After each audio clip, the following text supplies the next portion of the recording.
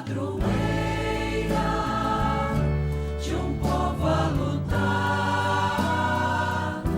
a gente mineira te quer exaltar, não só lá na serra, tu és... Amado irmão, amada irmã, saúde e paz com apreço. No caminho deste mês de novembro, estamos hoje celebrando a primeira sexta-feira do mês. Uma bela devoção para relembrar que nós temos que ter em nós os mesmos sentimentos de Cristo Jesus. Um abade chamado Santo Elredo, num dos seus sermões, nos indica uma advertência bonita e importante quando diz: na verdade, não pode haver em nós verdadeira humildade se não for alimentada por um temor salutar. Não por medo, por um temor salutar. Não pode haver obediência se não lhe for concedida a mansidão pelo espírito de piedade. Não pode haver justiça se não for sustentada pela ciência do espírito. Não pode haver paciência se não for mantida pelo espírito de fortaleza. Nem misericórdia se não for iluminada pelo conselho. Nem pureza de coração se não for resguardada pela inteligência das coisas do céu. Nem caridade se não for vivificada pela sabedoria, que é o gosto pelas coisas de Deus. Tudo isto só se encontra em plenitude em Cristo, no qual habita todo o bem e não apenas uma parte.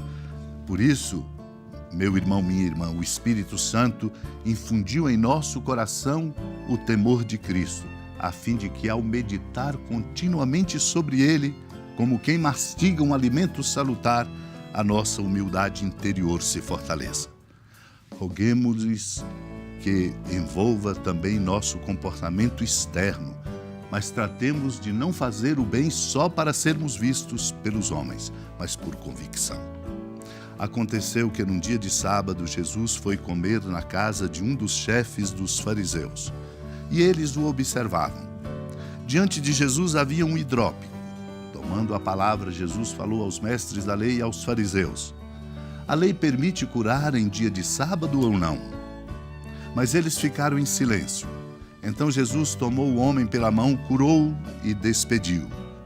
Depois lhes disse: se alguém de vós tem um filho ou um boi que caiu num poço, não o tira logo mesmo em dia de sábado?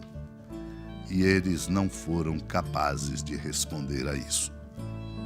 Amado irmão, amada irmã, esta passagem do Evangelho de Lucas mostra, portanto, o Senhor indicando-nos a importância da transparência e da coerência de vida. Nada é mais importante do que ser honesto, transparente e coerente naquilo que se vive.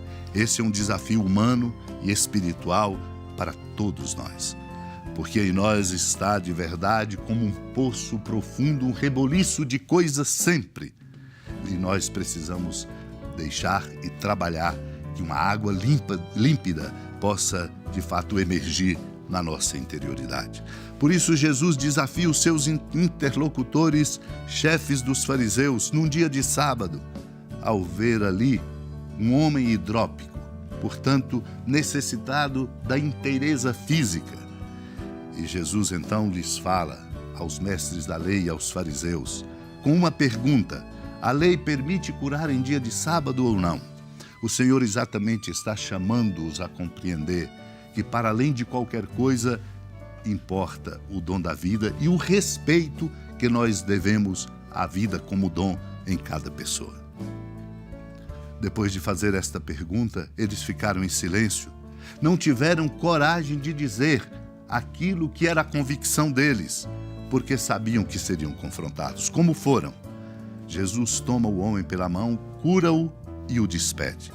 E ainda os desafia mais, com outra pergunta, fundamental e importante, exatamente para mostrar a nós que nós devemos aprender a priorizar aquilo de fato que é prioridade. Pergunta-lhes de novo: se algum de vós tem um filho ou um boi que caiu num poço, não o tira logo mesmo em dia de sábado? É claro que eles fazem isso. Eles ficaram incapacitados de responder, exatamente porque não conduziam a sua vida para além da lei, que deve ser obedecida, porque nós somos desafiados porque somos fruto do amor de Deus, somos desafiados a conduzir a nossa vida na força do amor. Bem diz um bispo chamado Balduino de Cantuária, numa das suas obras, para nos indicar que é preciso abrir-nos à palavra de Deus para nos modificar. Lembrando Hebreus no capítulo 4:12, a palavra de Deus é viva e eficaz, mais penetrante que uma espada de 2 gumes. É ela, na medida que escutada, que nos dá esta competência de sermos coerentes, transparentes e sempre da verdade e do amor. E ele comenta, Balduino de Cantuária: quão grande seja o poder e quanta sabedoria na palavra de Deus. Estas palavras o demonstram aos que buscam a Cristo, que é o Verbo, poder e sabedoria de Deus. É por isso que ele devolve a inteireza de que precisamos. É por isso que nele é que depositamos nossa confiança. É nele que devemos nos alicerçar. É no modo dele que devemos viver. Supliquemos essa graça, unidos ao coração da amada Mãe Maria, que mãe deste Verbo encarnado se fez discípula exemplar para todos nós. Supliquemos.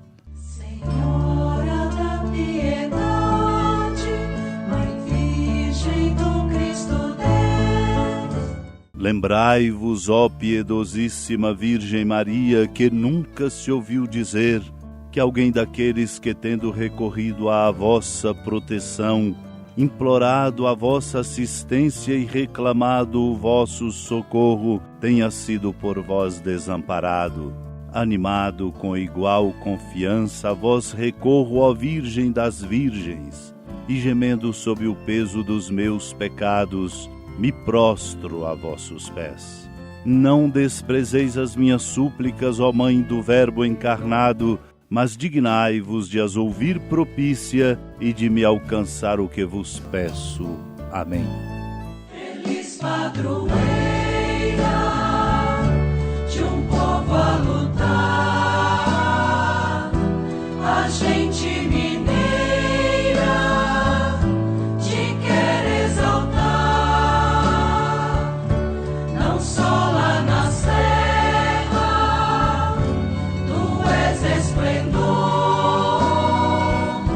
de toda esta terra, também és fulgor. Amado irmão, amada irmã, com alegria da ermida da padroeira do estado de Minas Gerais, a Senhora da Piedade, que da sua casa de clemência e bondade nos acompanha e nos abençoa do alto da serra, magnífica arquitetura divina, a bênção de Deus, amor misericordioso, Pai, Filho e Espírito Santo, desça sobre sua família, proteja sua casa, sustente sua vida, fecunde o caminho missionário de nossa igreja, nos encha de sabedoria e permaneça conosco para sempre. Amém.